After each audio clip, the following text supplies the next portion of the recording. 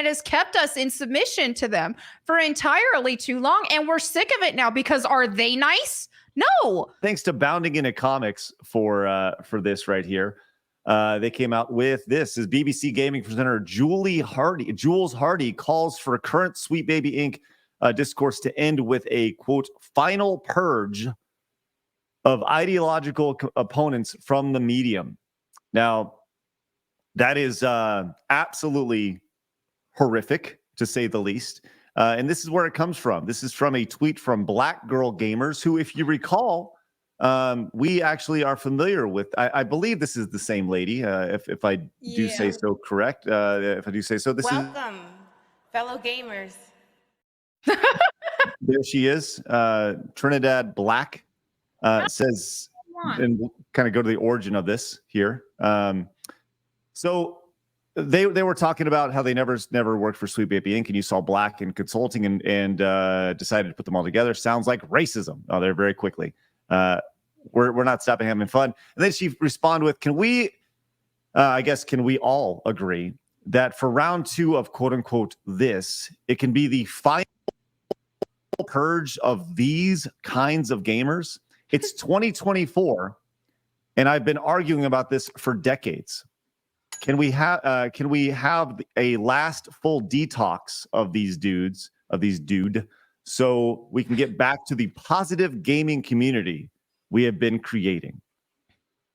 Cringe.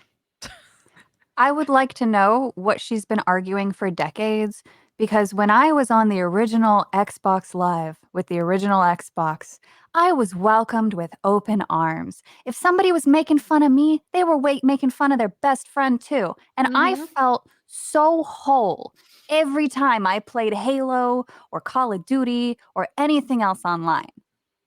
Yep. Yeah, they're rewriting history. There has been no 4 decades. Her own people acknowledge that. That's why we have government funding all of a sudden trying to find the extremism, trying to find the hate, because it doesn't exist. Yep. There are mentally unwell people, sure, and we should focus on them 100%. But this bullshit, this is how you know this individual is a tourist. Yep. Well, what? It's about taking over is what it really is. These are people who were mostly a bunch of non-gamers and who don't appreciate video games for what they are, and they want to take the culture. They want to remove the culture. They want to make the games all babied down and easier. They want to make the communities all softer. You know, you can't have your fun banter and smack talk anymore. All games have to be accessible for every single person. You have to have yellow paint that tells you where to go and shiny ledges and the character that tells you what to do. Gaming is they want to change it all. And this right ratioed her about it. You ratioed her extremely hard. Like, quite the ratio there. Yeah. She came back and says, no, I want to purge the hate and vitriol from gamers who refuse to allow gaming to evolve and adapt as we humans are doing. I have no problem with opposing viewpoints, but hate, violence, and aggressive behavior isn't okay in any realm you live in. As the lady just called for a final purge. Yes. Grum's ratioed her good from that too. From that reply, if you click on it. Grum. He said, you said final purge. You taught us to take everything literally, but you told us bloodbath meant an actual bloodbath. And for years you told us context doesn't matter. Why should we change the standards you set when you do it? My goodness. Wow. That's just insane. Some other great responses here. Clifton Duncan. What a stud over here. I love Clifton. You know, can I just say really briefly, for a very short amount of time, I had a podcast on Twitch where I was talking about more controversial stuff, and he was one of my guests, and he was freaking amazing. And I just can't say enough good things about him. But anyway, sorry, go ahead. Nice. Well, no, Clifton came in and says the gaming community was positive until, quote, progressives came along and decided to, quote, fix it, which, God, did he nail it right there? It's insane. And Savvy, you are very analytical in your approach, which I appreciate. You know, you said, well, I'll let you read that because I think you nailed this here. What specifically have you been arguing about for decades? And what have you created, not co-opted, but created, other than hateful rhetoric and calling for a purge? Yes. Now, I had Also- another response that was a little bit more detailed, and I ended up deleting it because I do try to walk a very fine line where I just ask questions, because I'd rather someone try to explain themselves, because usually if somebody does respond, it takes about one tweet to dismantle them. But also, I cannot understand her feelings without questions. That is the basis Mhm. of communication. This is what sets us apart from other animals. And so when they don't want to have a dialogue and they just want to shout at you, that's how you know that this person is not serious and an actual adult. Mhm. The thing that I had before was I explained that, hey, the EGRN even contradicts you here because they don't have any of this. There's nothing that backs up your claims. And Yeah, it's we'll get poignant. So Yeah, we'll definitely get into the EGRN thing in just a little bit because there's a lot there. I mean, if you guys, I look around in the gaming space and I'm like, how did we get here? How did we get to this level of insanity, specifically in the last month? Like this is crazy, and the fact that like I feel like we're doing a pretty good job of doing our show every day and just pointing and laughing at just the absolute insanity, because side scroll is in its origins. And Desiree, I remember talking to you about this, but the idea of this was just looking at the gaming space going like, holy shit, this place is insane. And being an outlet for regular people. Because here's the reality is that this industry is run by head cases, by mentally fucked up people. And you have to just let people know who are playing these games that this is not normal. These are not normal people. These are people in a bubble, and this is a great example of it. Like she is in such a bubble. When you look at her tweets, she's a city dweller. She is obviously, when you look at her pinned tweet, this Jules person, almost like right on time, man, almost right on time. Her pinned tweet, perfect for 2022 after the lockdown. She comes out as non-binary. Well, of course she did. Well, of course she did, because, that was the thing at the time. And here we are. Non-binary is the most safe thing for any of these people to have to come out as, because first of all, it's fake and it's not real. And secondly, they don't have to do anything. They don't have, they have to change absolutely nothing, but just say, oh, by the way, I'm non-binary. So we have not had, you said it's Rihanna, correct, Blabs? Is that right? La Rihanna? Lorena. There already was a, quote, positive gaming community until heifas like you rolled in, looked down your noses at us and decided everything we loved in gaming was either toxic or racist or ableist or whatever the istas of the day, plus ignoring minorities who disagree with your nonsense.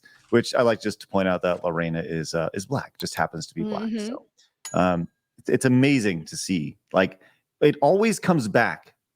It always comes back to white women, fucking white women, man. It's like white women who want to have savior complex, and that's really what it comes down to.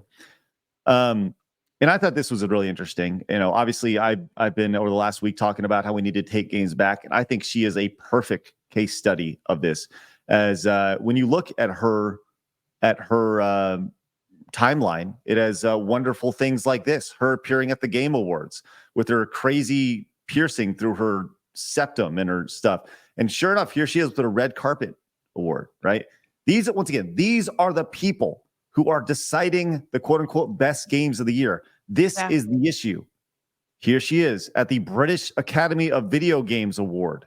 Once again, these are the people who are making decisions based off you, and that's fucked up. That is why take games back is important. Anyways, I just think it's really dumb as shit. So, yeah. Do you ladies have anything else on this before we move on? it hurts. It hurts. What do we do? Like, I guess that's the question. What do we do with a dumbass like this? Because like at the end of the day, think we're doing the right thing right now. Gamers are rising up. You ratio them. That's what you gotta do. And I think for the longest time, a lot of us just try playing nice because we're constantly being called bigots, we're called mean, this, that, or the other. And it has kept us in submission to them for entirely too long. And we're sick of it now because are they nice? No, they are ruthless. They want to ruin your life if you have any disagreements with them. So it's like, hey, if they're not going to play nice, why do we have to be all submissive about everything? It's time to ratio these fools. Kick them out of kick them out of the space if they can't play with us. If they're not going to get along with us and they want to kick us out of the space, no, we were here first. I totally agree with Melanie. I think like this is a special time right now in gaming history. Yeah. And this is the time for people to start making noise. And I know it's really scary. But we just gotta do it. You just gotta put yourself out there. There's such a thing as righteous indignation, right? And like we have to like save our art, honestly, because the art is suffering too. Like not only is our community suffering, but like art is suffering. And that is, I mean, really, I know you've had so many people talk about Marxism on here too, but this really is the path that we are on. And this is really important, not just in gaming, but it's important in society as a whole. So, you know, I know everyone's in the kind of position where we are, where we can talk about these things and not have to worry about losing our jobs. But I think we already lost them. We're already blacklisted. Yeah. It's So, all you know, over here. and I'm not going to like tell what somebody should do in their individual situation, because I know it can be really complicated, but you've got to find your way right now to make a difference here. So I just think people need to have more courage and just, you know, yeah. I think what we're Mao seeing would be proud of these people. I'm sorry, what's Right. that? Mao, he's the one who kind of forged in old China that Right, whole right. us versus them rhetoric. Mm-hmm. Right. And I think that's what we're seeing in a situation like this, where you have, you know, people like Jules Hardy and you see people like Alyssa McCarthy, who are, for the first time in their life, like specifically, especially in the last few years, they're seeing pushback. They're seeing pushback and they don't know how to handle it. So they immediately just start throwing out phobe, race, blah, blah, blah, blah, blah. And that's their last gasp. And at the end of the day, we're going, nah, fuck you. It ain't good enough anymore. Like, you're right, Melanie. People held back and they were trying to play nice for so long, but the gloves are fucking off. Yep. Like, they're off. And if you ain't in with it, man, it's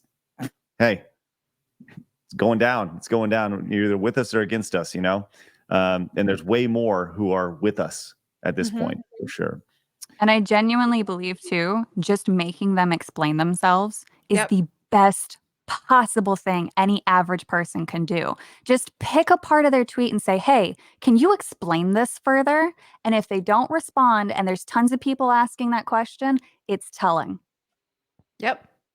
Ask Awesome. respectful questions and they're gone. That's it. That's all you got to do. Yeah, because a lot of times they'll just jump to personal attacks because they can't explain themselves. I have people all the time that complain about things that I say, and instead of having any argument against it, they bring up that I got dehydrated before.